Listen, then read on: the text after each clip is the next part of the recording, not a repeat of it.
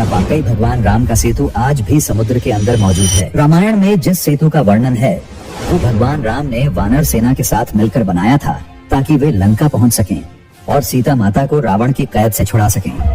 कहते हैं कि वानर सेना ने समुद्र में पत्थर डाले और उस पर भगवान राम का नाम लिखा, जिससे वे पत्थर पानी में तैरे और एक पुल का निर्माण हुआ। ये सुनने में एक पौराणिक कथा लगती है, लेकिन जब नासा की तस्वीरों में उसी दिशा में पत्थरों की एक सीधी रेखा दिखी तो लोगों की आंखों में आस्था की चमक लौट आई। लेकिन ये पहली बार नहीं था जब इस संरचना की बात हुई। 18वीं शताब्दी में ब्रिटिश मानचित्रकारों ने इसका जिक्र किया था और इसे एडम्स ब्रिज नाम दिया गया था। कुछ मुस्लिम मान्यताओं के अनुसार यही वो जगह है जहां पैगंबर आदम धरती पर उतरे थे। धीरे धीरे इस पुल को धार्मिक संदर्भों से हटाकर भूगोल का हिस्सा बना दिया गया और वैज्ञानिक समुदाय ने इसे बस एक शोल यानी समुद्र के अंदर उभरी हुई रेत और पत्थरों की संरचना मान लिया। लेकिन नासा की तस्वीरों ने मानो सब कुछ उलट दिया। लाखों लोगों ने फिर से रामायण को हाथ में उठा लिया। धार्मिक संगठनों ने इसे हिंदू धर्म की वैदिक सच्चाई का प्रमाण कहा और भारत की राजनीति में भी इसकी गूंज सुनाई दी। वैज्ञानिक कह रहे थे कि ये क्षेत्र वास्तव में प्राचीन कोरल रीच का हिस्सा हो सकता है, जहां समय के साथ रेत और चूना पत्थर इकट्ठा हो गए। वहीं कुछ जियोलॉजिस्ट्स का मानना था कि ये एक प्राकृतिक रचना है जिसे इंसानी हाथों से कभी नहीं छुआ। लेकिन सवाल तब भी वही बना रहा, अगर ये प्राकृतिक है तो इतनी सधी हुई सीधी रेखा कैसे बनी? इतनी लंबाई में इतने व्यवस्थित पत्थर सिर्फ संयोग से जमा हो सकते हैं क्या? इतिहासकारों के मुताबिक कई सदियों पहले समुद्र का जल स्तर आज से बहुत कम था। ऐसे में ये सेतु संभवतः पानी के ऊपर रहा होगा और लोग पैदल चलकर भारत से श्रीलंका जाया करते होंगे। यहाँ तक कि 15वीं और 16वीं सदी के यात्रियों के लेखों में भी इसका जिक्र है। लेकिन फिर समुद्र का स्तर बढ़ा और ये संरचना धीरे धीरे पानी में डूबती चली गई। एक और बात जो सबको चौंकाती है वो है रामायण में दर्ज इंजीनियरिंग की बारीकियां। वहाँ बताया गया है कि किस तरह नल और नील ने पूरे युद्ध स्तर पर पुल का निर्माण किया।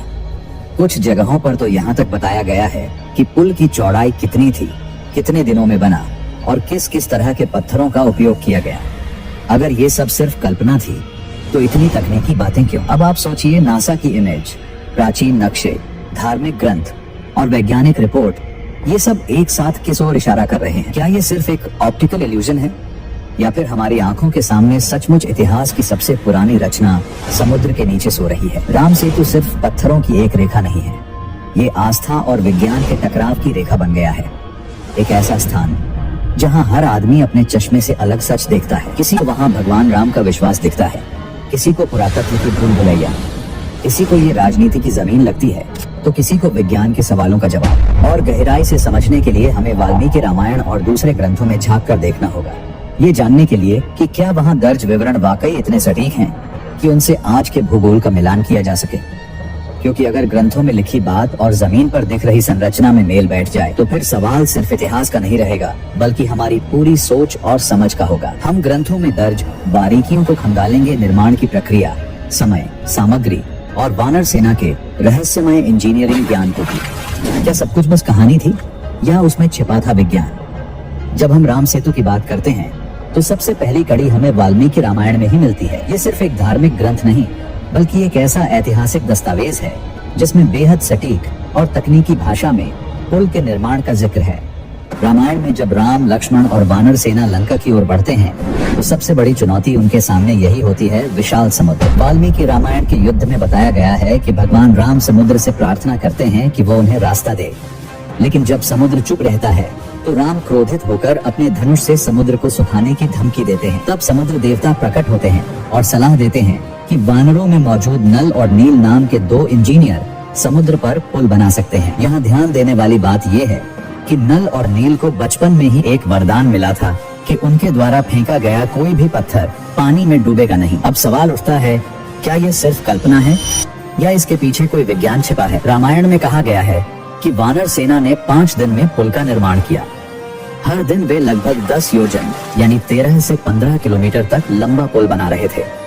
इस हिसाब से पूरे पुल की लंबाई लगभग 50 योजन यानी करीब 65 से 75 किलोमीटर बताई गई है। और ये वही आंकड़ा है जो नासा की सैटेलाइट इमेज में भी दिखता है, 44 से 50 किलोमीटर की पत्थरों की एक रेखा। इसी रामायण में लिखा है कि वानरों ने जंगलों से बड़े बड़े पत्थर काटे, उन्हें समुद्र तक घसीटा और नल नील की देखरेख में सही क्रम में समुद्र में डाला। ध्यान देने वाली बात यह है कि कहीं भी कोई चमत्कारिक उड़न खटोला या दिव्य शक्ति का उपयोग नहीं हुआ।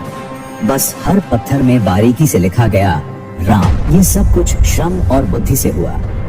ये बताता है कि उस युग में इंजीनियरिंग, गणित और संगठन का गहरा ज्ञान था। वाल्मीकि रामायण के अलावा कम्बन रामायण यानी तमिल भाषा की एक प्रमुख रामायण अध्यात्म रामायण और रामचरितमानस जैसे ग्रंथों में भी इस पुल का उल्लेख आता है।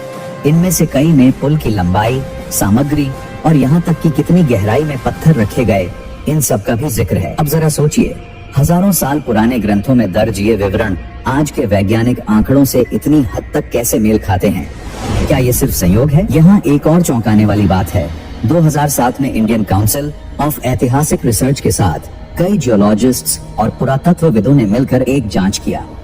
उन्होंने राम सेतु क्षेत्र की जियोलॉजिकल स्ट्रक्चर की जांच की और पाया कि इस रेखा पर मौजूद पत्थर के नीचे मौजूद प्राकृतिक सैंडबैंक पर रखे गए हैं, यानी कि नीचे समुद्री रेत और मूंगे की प्राकृतिक परत थी और उस पर ऊपर से इंसानों द्वारा रखे गए पत्थरों की परत मौजूद है। क्या ये वही निर्माण प्रक्रिया नहीं जो रामायण में वर्णित है? इसके अलावा धनुषकोडी नामक स्थान जो रामेश्वरम के बिल्कुल किनारे पर है, आज भी स्थानीय लोगों के लिए सेतु का आरंभ माना जाता है।